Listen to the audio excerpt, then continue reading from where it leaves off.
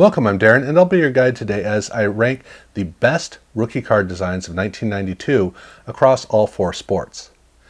As I've been going through this journey of the 1992 cards, the card designs, I've been pleasantly surprised at some really great discoveries I didn't anticipate, and there have been some definite letdowns at the same time.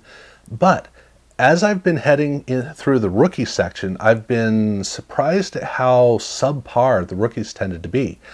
I had much loftier ambitions for the rookies because there were certainly some rookies that stood out in my head, and I thought that overall the rookie cards were a lot better in 1992 until I was actually going sport by sport by sport, and I wasn't seeing much standing out. So going into this list, I figured that the list would be kind of strained until I actually put the list together, and I discovered that actually no, it's a really strong list. So much so that I do a top 5 and then I throw in an honorable mention, but in this case there were 7 that stood out, 7 that were distinct, and across all 7 of those I had to put them on here. They're all above average, from absolutely great to really, really good. So I was really glad to look at all these and go, okay, good, this is more like what I remember. I did have to stretch it out across 3 different sports. Hockey just didn't quite measure up in a direct head-to-head with both football and basketball. But regardless, across the entire span, there are enough cards that fill out a whole top 7. And again, there are some surprises in here, starting out with my beginning point, which is Pacific for football. This is a card that I have always overlooked. Back in 1990, when I started, Score was one of the sets I collected, and I knew that right at the end of Score, you have the rookie cards in their college uniforms. They looked terrible. Almost none of the players stood out. And then even in Series 2, it was more of them, and it was more of the same. So I got kind of a jaded perspective of these cards that just didn't fit, and I never liked them. I wouldn't say that I really blamed them or was too hard on them, but I knew that they didn't work for me. So in 1992, when the Pacific set came out and they did the exact same thing, the cards at the end of the set, the rookie cards in their college uniforms, I just overlooked. I put together the set, I put it away, and that was it. It wasn't until I was working on these videos that I came to discover that, hey, these cards actually aren't bad, to the point of actually, these cards are really, really good. To such an extent, I think they may even be better than the veteran cards.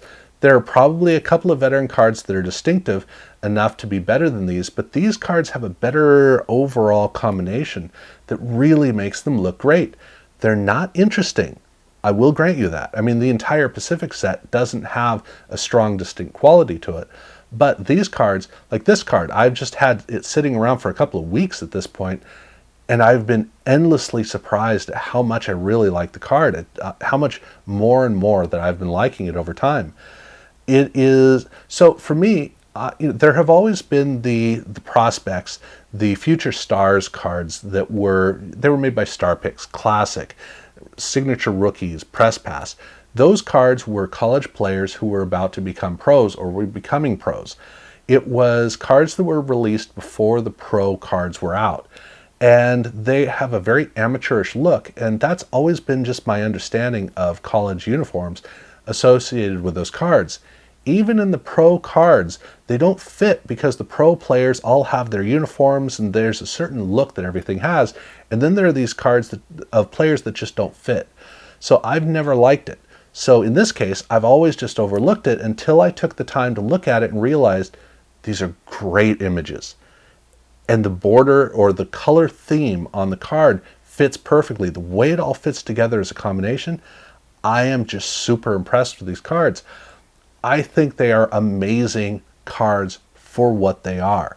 Now, again and again and again, I don't like college uniforms on pro players. I just would like to see the player becoming pro.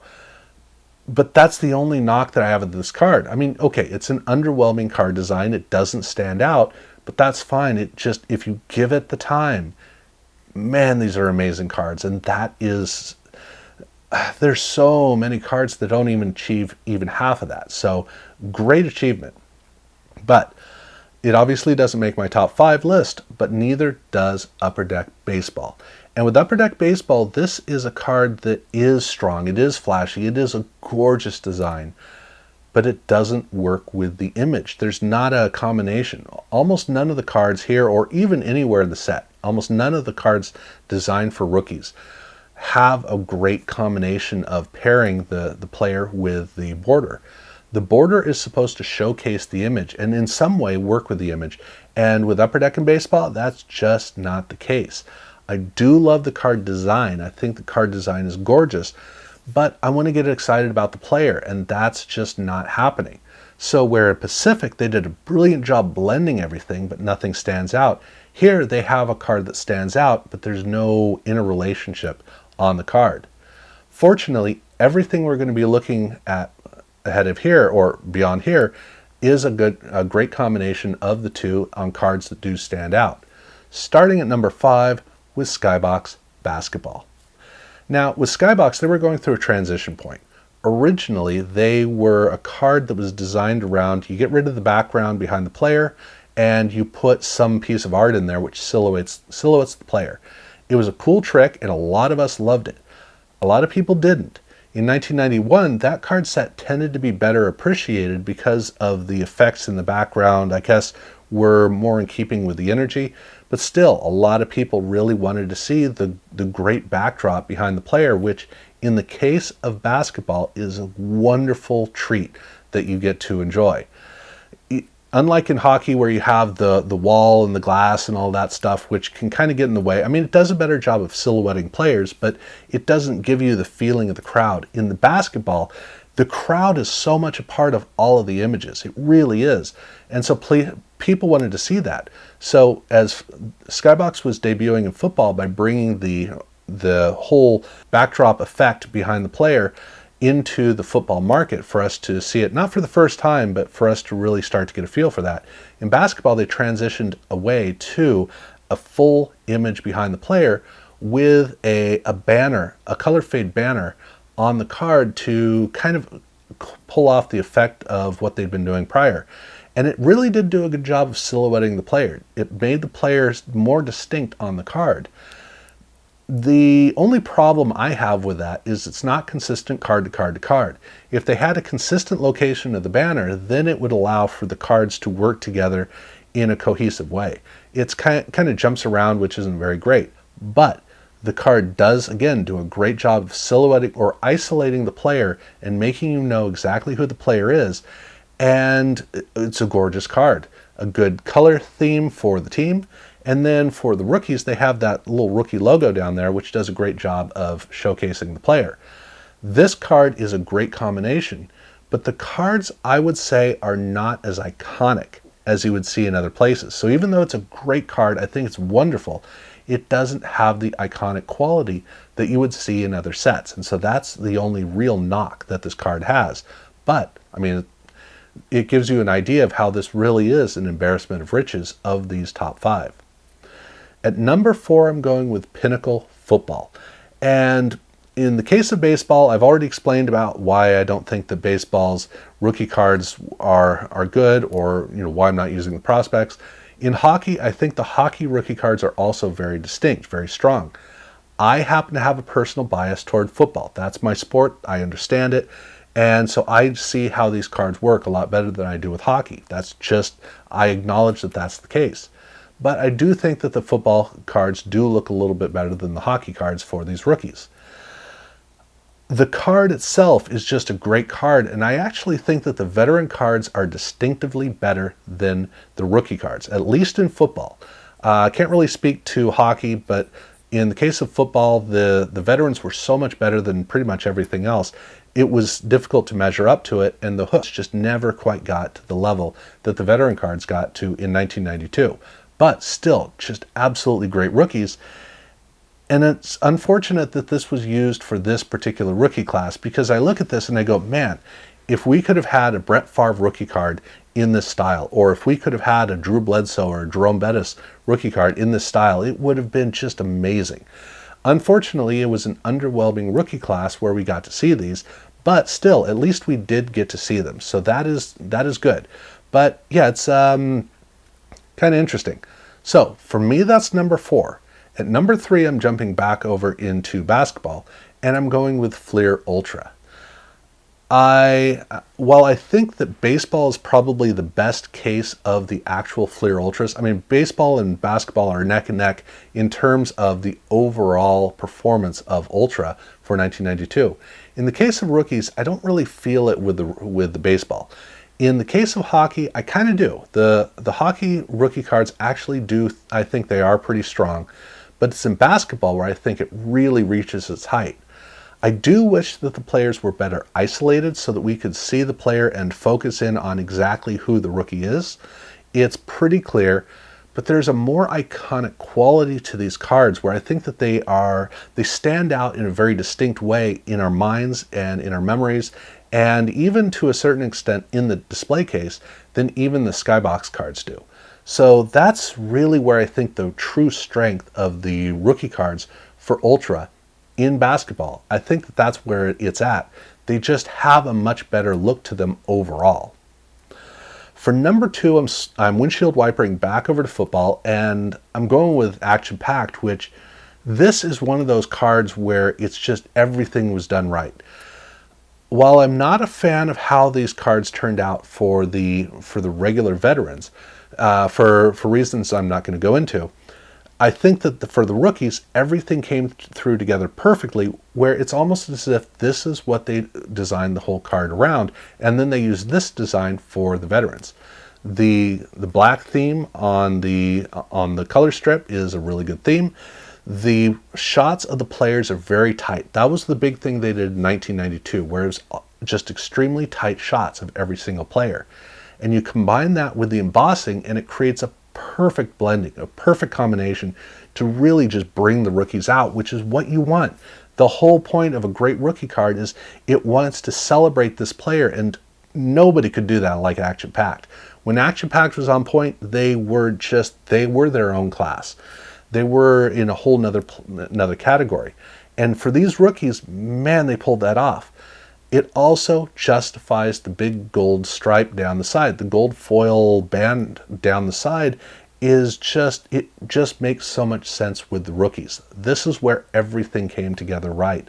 I love these cards, and even though this is an underwhelming draft class, I mean, I could say I wish that they'd done the Brett Favre card like this, but they did it in the 91, which I like even better. And as far as Bledsoe and Bettis, okay, I do wish that they'd done it like this, but a distinct thing about the Action Pack set is that they did have a number of minor stars in the 1992 draft, and almost all of them show up here in this Action Pack set.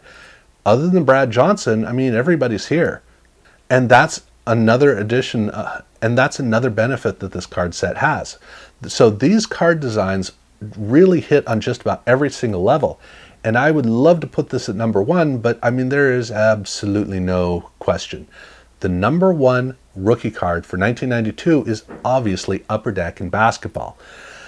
This card is... When I think of rookie cards, normally there are a couple of different categories. Not categories in my head, but when I look at a rookie card, I tend to go, oh yeah, that's this kind of rookie card. That's that kind of rookie card. Upper Deck Basketball 1992 is one of the few cases where I look at a rookie card and it's just nothing like anything else. It is obviously an iteration of the main cards in the set, although it's difficult to tell. But even at that, the way that these cards read just doesn't feel like any other rookie card that you can find anywhere. And that's because everything that they put into the 1992 Upper Deck design was restricted by the white border around the outside.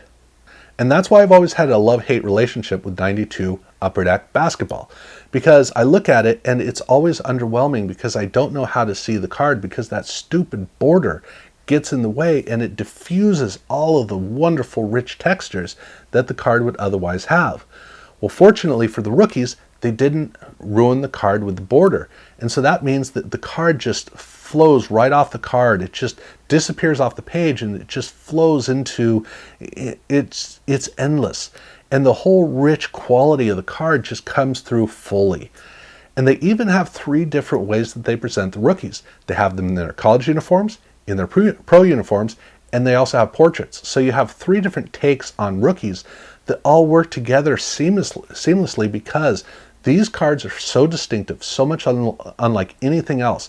They're rich, they're luxurious, they're gorgeous, they are absolutely everything you want in a rookie card. And boy, they've got a couple of cards here that are truly all-time iconic cards. Just really, they really capture the whole spirit of rookies, and they are among the cards that tend to pop into your head when you think of a rookie card. That is how iconic they are. Gorgeous cards, no question these are number 1. And I mean, Action Packed is a phenomenal card, but come on, there's no question. So that is my list of the best rookie card designs of 1992, period, across all 4 sports. Definitely let me know in the comments below your take if you think there was something that absolutely should have been on here on this list. I'm really curious to hear if you feel that if there was a snub, what you would replace it by. So let me know about that. If you haven't seen the other videos I've done on 92, the different 92 designs, definitely go back, check that out. Subscribe if you haven't done so already. And yeah, thank you very much for watching.